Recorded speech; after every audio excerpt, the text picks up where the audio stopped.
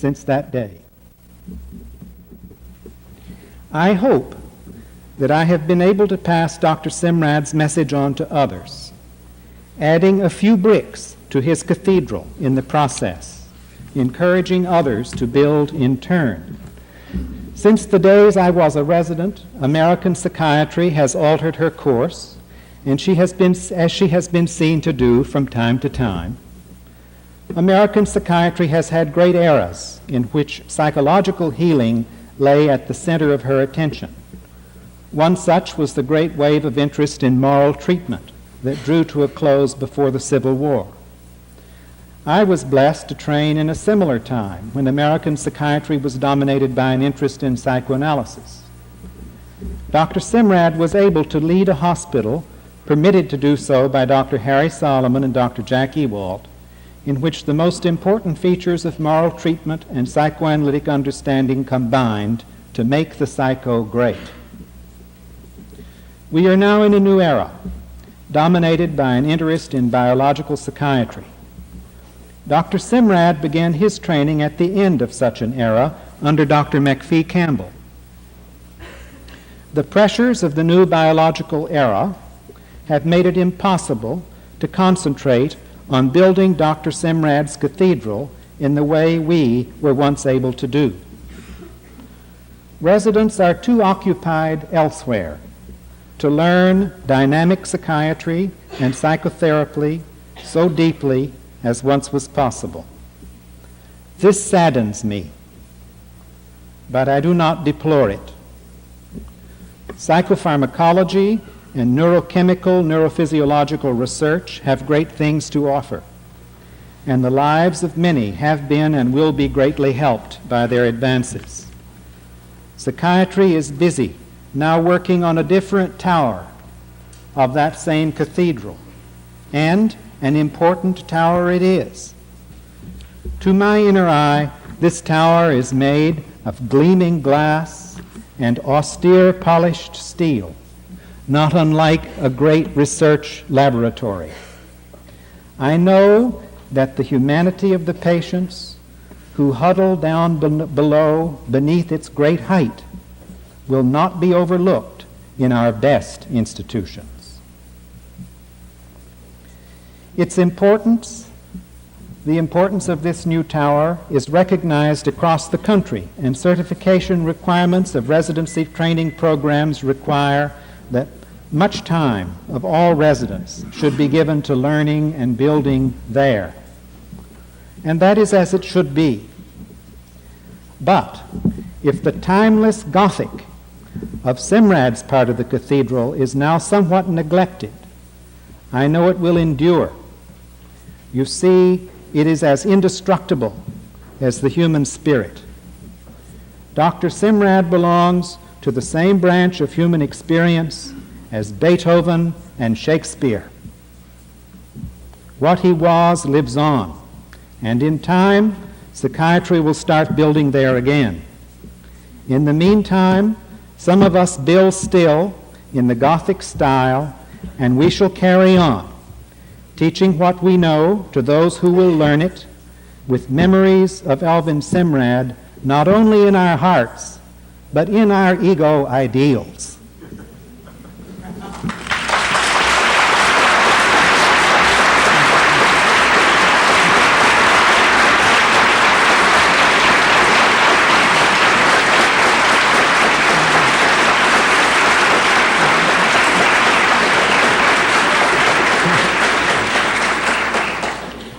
I should like to close with a quotation from Freud. In his little essay on transience, Freud reflected on the terrible destruction wrought by the First World War, on the dreadful losses of great art, on broken idealistic dreams. Here is how he concludes that essay. Mourning, as we know, however painful it may be, comes to a spontaneous end. When it has renounced everything that has been lost, then it has consumed itself, and our libido is once more free insofar as we are still young and active. To replace the lost objects by fresh ones equally or still more precious. It is to be hoped that the same will be true of the losses caused by this war.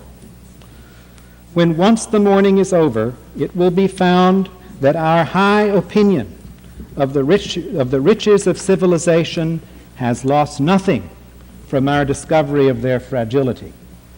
We shall build up again all that the war has destroyed, and perhaps on firmer ground and more lastingly than before. Thank you for your attention.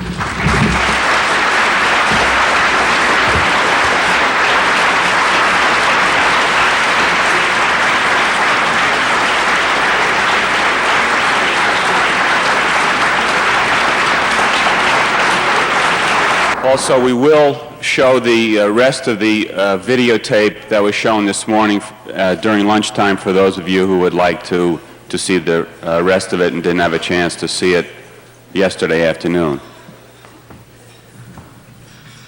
Thank you. I'd like to introduce Dr. Donald Gare, who is going to be our moderator for a debate which will follow 3 presentations. Dr. Gare is professor and chairman of the Department of Child Psychiatry at the Boston University School of Medicine. He's superintendent of the Gabler Children's Center in Waltham.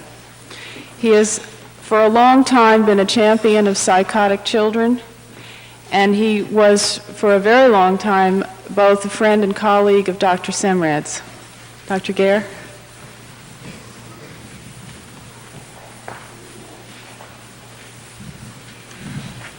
Good morning.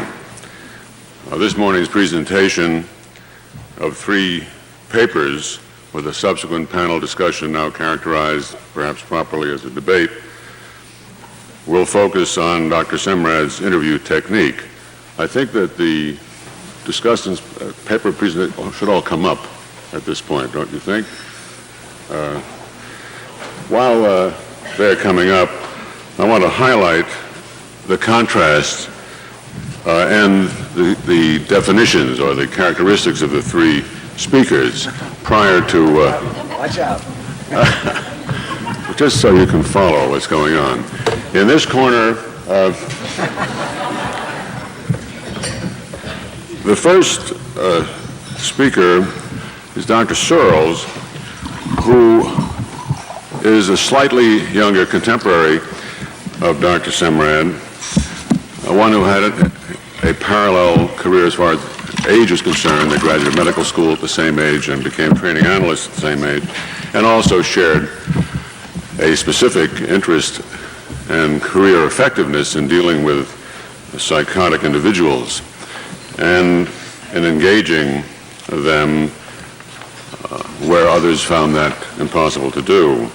And Dr. Searles is internationally known for this work and for his theories concerning the interviewing technique and what's involved. He himself, as you've read in your syllabus, has epitomized what appear to be striking differences in interview approach, differences between his and Dr. Semrad's.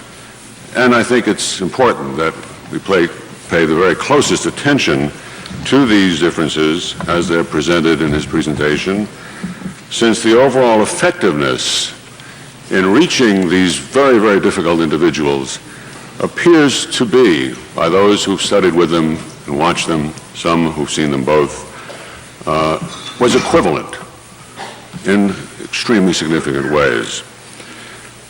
It is of interest that these 2 extremely effective men never met, though they were involved in many equivalent organizations, same organizations. The next speaker is Dr. Siegel, who's the youngest member of the panel, and he has developed an extraordinary reputation for being able to reach psychotic individuals as well. He himself has also not, I don't believe, ever met Dr. Semrad, and yet he represents a continuation of the influence of Dr. Semrad. He is a representative of the second generation, the true second generation. He was trained by those who were themselves directly trained and influenced by Dr. Semrad. And in that sense, I think it's a very significant participation that he represents, since this entire conference has as one of its major intents to facilitate the continued impact of this tradition and what is valuable in it. Dr. Havens, the third member, was a student and the closest of colleagues and friend of Dr. Semrad for almost 25 years, until the end of Dr. Semrad's life. And he's been not only a protege of Dr. Semrad's, but has given enormous and intense study, critical study, to Dr. Semrad's work and direction. Now, to the, what did I do? Oh, here we are. To the specific introductions,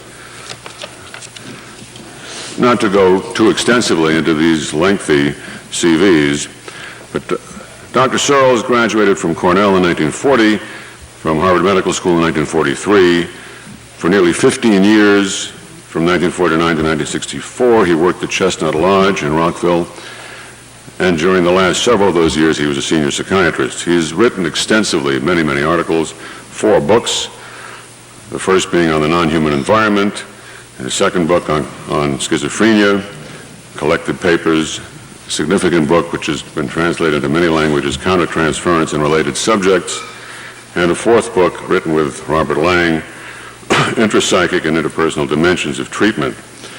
Since 1958, Dr. Searles has been a supervising and training analyst in the Washington Psychoanalytic Institute and was president of the Washington Psychoanalytic Society from 1969 to 1971. And for the last 20 years, he's been in the full-time private practice of psychoanalysis and psychotherapy in Washington, D.C. Dr. Searles.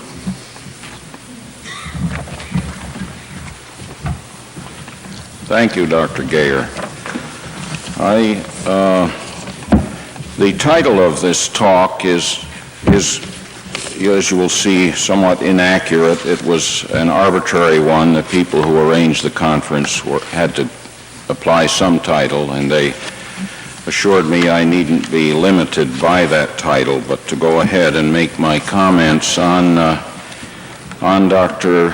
Semrad's interview, which is essentially what this talk will be. I admire the format of this conference in that I feel it gives us an unusual opportunity to study actual clinical material and to see how different ones among us interpret the same material. And this is closer to our actual daily work than many of such conferences, than most of them prove to be. Our great regret, of course, is that Dr. Semrad cannot be here to explain, if need be, some of the things he did, and to defend, if need be, what he did or what he chose not to do.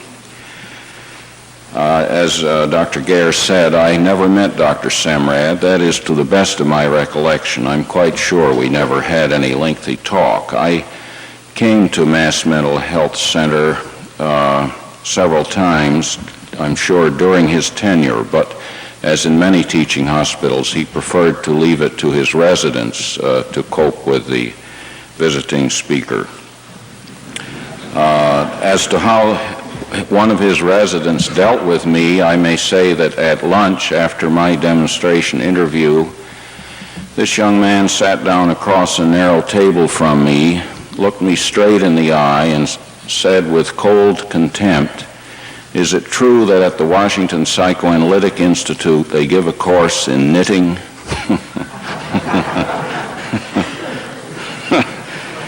Now, as I said in the syllabus, it is easy to admire Dr. Semrad's technique in this interview, for in the main he is being neutral, manifesting nothing more than a degree of kindly, moderate interest and attentiveness. He is frequently gentle, and even when persistently questioning, he is not openly harsh or impatient.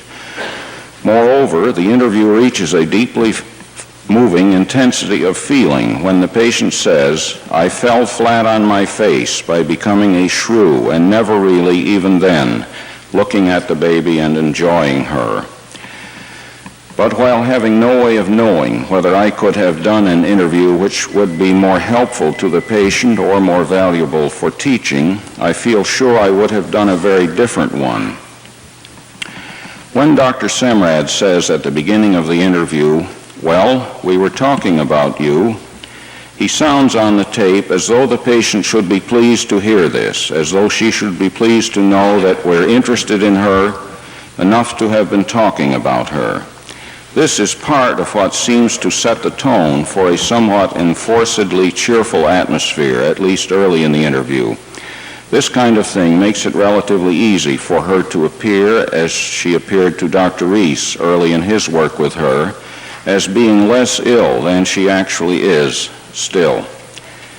This same incident in the interview seemed to me to set from the outset a tone of denial of illness, which fits in with the patient's own denial which one of the residents in the post-interview discussion described well. That resident said, I think she gave us a message at the beginning when she said that her feeling now is too good to be true, and I think it really is too good to be true. And he went on in that vein, emphasizing about her denial of illness, which it did seem to me is very evident in this interview still.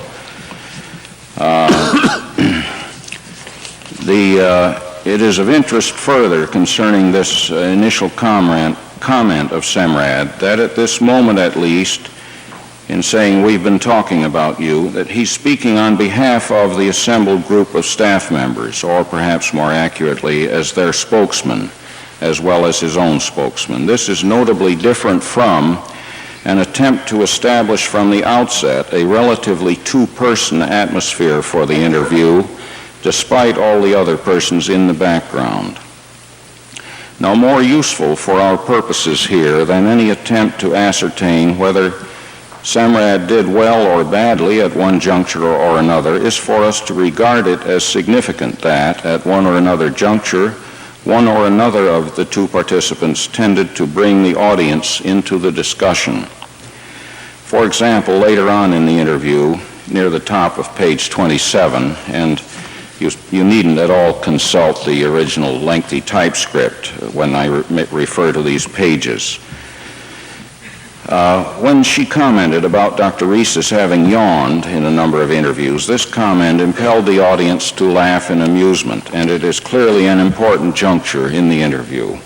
It is significant as regards the patient's dynamics to what extent and when she tends to relate herself not merely to Semrad but to the audience. I sense a bit of transference in this incident.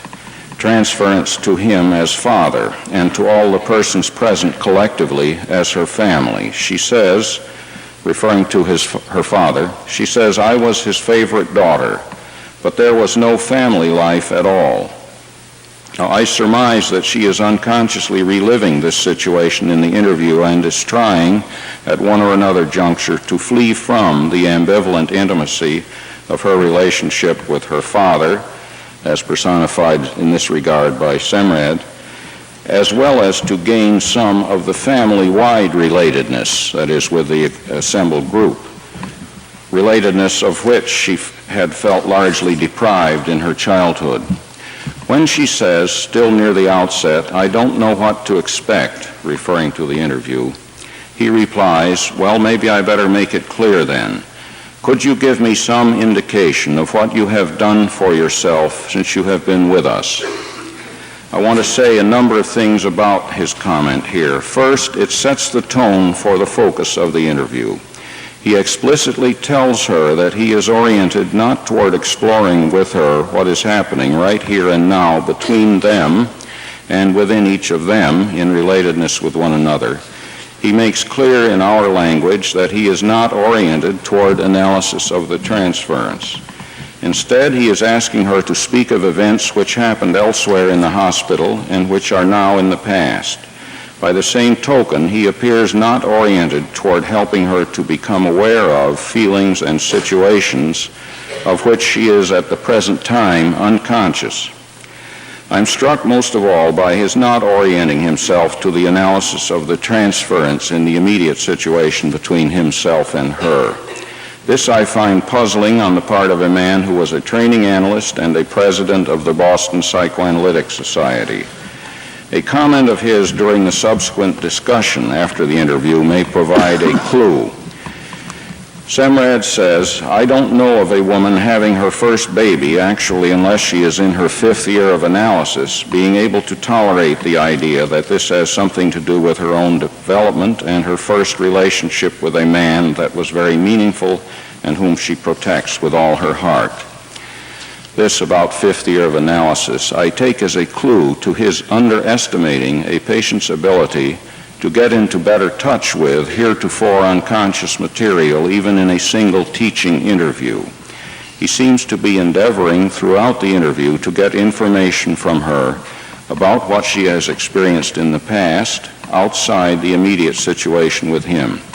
I find it notable here also that he reports to her nothing of what he finds himself feeling and fantasying, if at all, during the interview. For me, the utilization of such material is among the most reliably useful of techniques.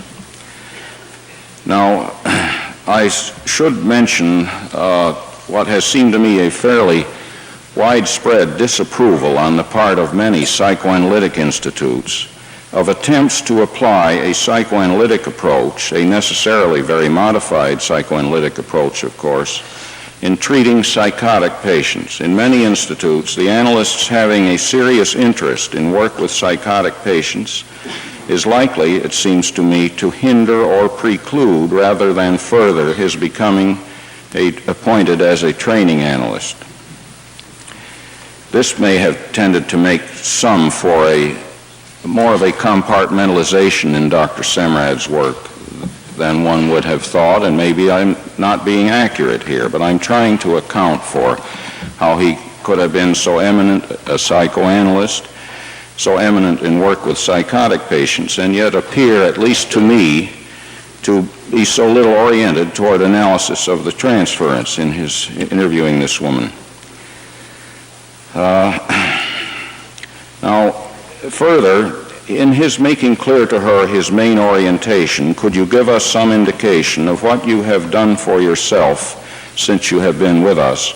He seems to be striking a blow for self-reliance and expressing disapproval of and scorn for anything in the realm of what might be called a self-indulgent demand on her part for supplies from other people. I find it no coincidence, then, that along toward the middle of the interview, she says of her husband, "He hasn't been with me. He feels the way that I always felt, that a nervous breakdown is a luxury." Let me emphasize here, that is, I surmise she tended to perceive Dr. Semrad at that juncture in the interview as having a similar stance, similar to her husband. Let me emphasize that I have no illusion that Dr. Semrad could possibly have avoided various of such subtle transference reactions on the part of the patient, no matter how lovingly constructive and impeccably correct, whatever that is, his approach might have been. I'm sure that I, for example, would have evoked much more of clearly identifiable transference reactions, most of them probably negative, than one can find at all easily in her responses to him. When she says, "I give a lot of credit to the hospital and to myself," I was struck by the tone in which she refers to herself as being something separate from her. Even though he may have set the tone for this by asking her what she has done for herself, it is still striking to me how apart from herself she apparently feels. I undoubtedly would have reacted to that in the interview in a comment to her. This is only the first of many instances in which I would have reacted to the tone in which she makes various comments.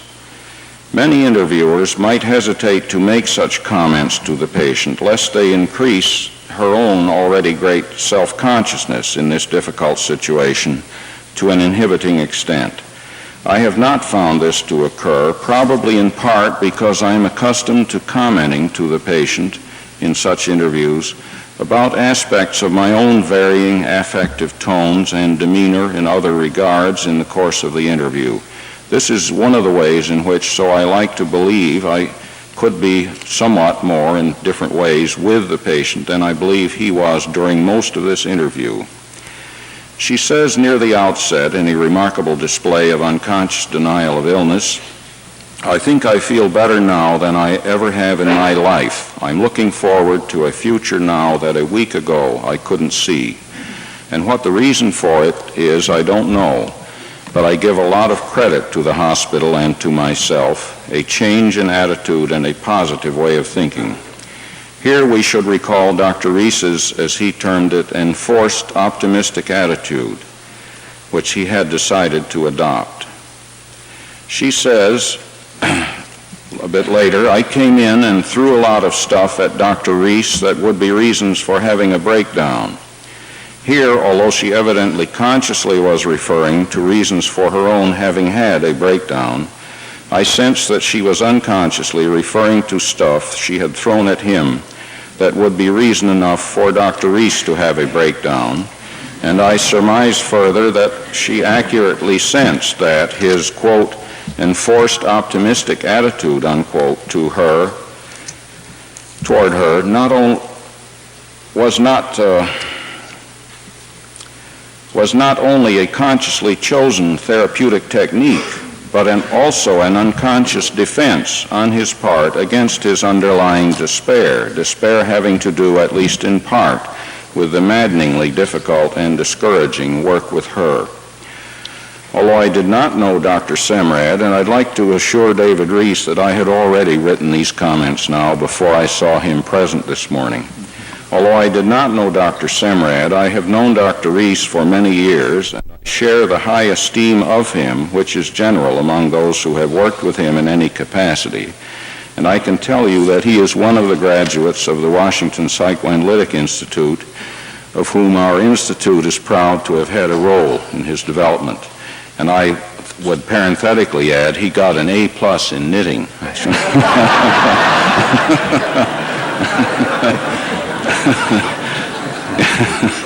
The value of the data we are studying is greatly increased by the courage and candor which Dr. Rees manifested in his presentation in the hospital conference, of which we have this transcript, presentation of his work with this woman. From his presentation, we get a clear glimpse of a formidable human being in this woman, and I'm trying here mainly to comment upon the clues in her interview with Dr. Semrad to the kinds of powerfully conflicting emotions and attitudes which emerged clearly in the months of her work with Dr. Rees, and which I'm convinced were evoked time and again under the surface during this interview with Dr. Semrad.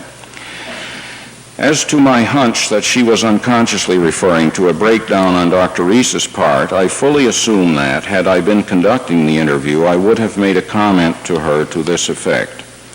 When she says, in reference to her feeling suddenly so much better within this past week, "I enjoy it and I'm a little leery of it," I would have responded to this as an opening into her healthy mistrust of this unconscious flight into health of hers, this powerful unconscious denial of illness. Dr. Semrad does not.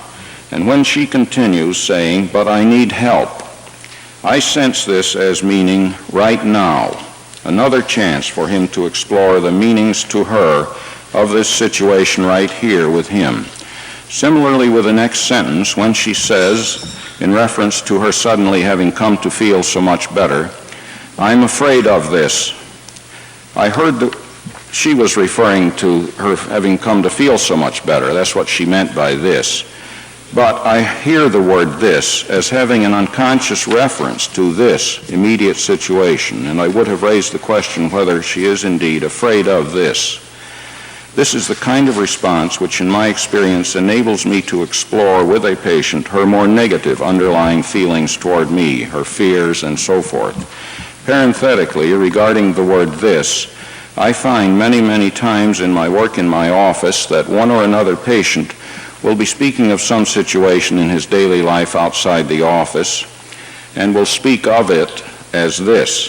Time after time, I found it helpful for bringing back our focus to what is going on right here in exploration of the transference.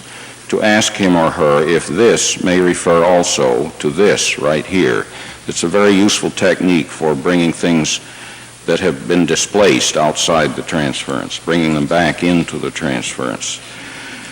When she says, "I appreciate what Dr. Reese has done for me. I'm glad there's a pill out," I sense that she's equating Dr. Reese with a pill, a notably dehumanizing, de-individualizing image of him for all its superficially appreciative tone. Similarly, when she says a few moments later, "I was always an avid believer in a good glass of warm milk and a talk with someone," I would have commented to her, "A talk with someone such as me, for example." This is typical of her depreciation of potential helpers, as if the highly esteemed Dr. Semrad were just someone, just anyone.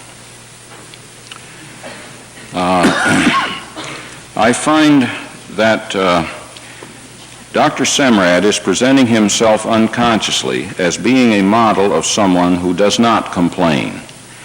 Therefore, I sense his skeptical tone in his saying, "What were you up against when you had so much suffering?"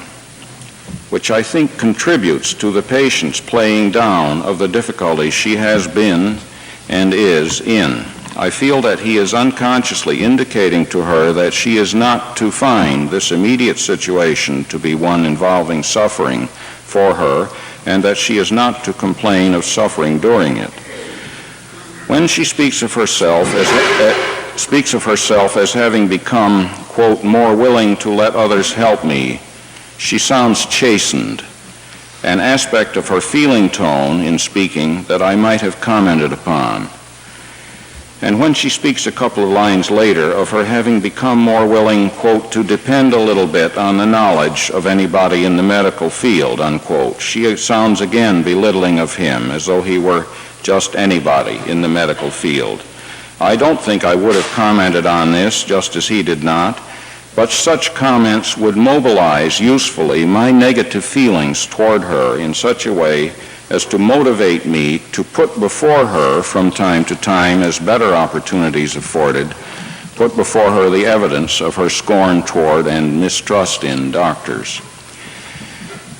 Now, a bit later on, she speaks with much more feeling of appreciation of the pill than she does of Dr. Reese, and it is apparent that she values the pill much more highly than she does Dr. Semrad. But later on, when she refers to herself as her worst enemy, this ties in with my earlier impression of her apartness from herself, and I do feel once again that she very much needs her hostile transference material to be explored in the immediate situation as well as in her psychotherapy. It is my impression that the most important precipitant of this woman's psychosis was her disillusionment with herself at finding that in her mothering of her baby she couldn't be the ideal mother for whom she herself had longed during the years of her own infancy and childhood as well as in subsequent years. As she expresses it, quote, "But when it came to having my own, that is baby, all these things that I had built up into the ideal mother I wasn't ready to fill. So I guess I really got frightened and went to pieces," unquote. At this juncture, I sense that the issue of her struggle to be an ideal mother is applicable in the immediate situation, that she is struggling to be an ideal mother to Dr. Semrad. Inevitably, it seems to me, he would tend to be perceived by this woman as a potentially ideal mother himself to her. He who has so outstanding a reputation as a leader in a helping, caring for kind of profession, he who is being so basically benign, kind, attentive, and patient during this interview. But in general, in my experience, we tend not to realize that the very patient who is most identifiably seeking for an ideal mother herself is at an unconscious level deeply guilty at her own subjective inability to give love and caring. Hence, to the degree that the other person is at all able to approximate the ideally loving mother toward her, she, the patient, suffers a recrudescence of this unconscious guilt and remorse. I view the patient as bringing into this interview the kind of competitive striving in this regard which I've seen in so many patients, a struggle to prove that she is the ideal mother and that he is not. There is no room in these patients' concepts for two ideal mothers. Later on, in just the same sentence I had been touching upon, she says something which I take as strongly substantiating my surmise here. She says, quote, "My baby doctor told me that I was one of the worst patients, mothers, that he has ever had." That's really a remarkable statement. Her baby doctor told her that she was one of the worst patients, mothers, he has ever had. Things never get any plainer than that. They really don't. Here, too, in this interview, she is unconsciously reacting to Dr. Semrad as being her baby, and she is struggling to be the best mother he ever had, struggling to prove herself to be the ideal mother to him. When he asks a bit later, how did he arrive at that conclusion, referring to the conscious meaning of the patient's reporting that her pediatrician had told her that she was one of the worst patients, mothers, he had ever seen, when he asked her how that doctor had arrived at that conclusion, I'm struck by his orientation here to the content of what she'd been saying, rather than to the feeling tone of her comments about her baby doctor. I'm most of all struck by his not orienting himself again to the analysis of the situation between himself and her. And nearly as much, I am struck by his not reacting to her emotions during the interview, nearly as much as to the content of her remarks. Again, it is very much that he is endeavoring to get information about what has happened with her outside the immediate situation with him. When she says of her baby doctor that it was through him I did go to someone, she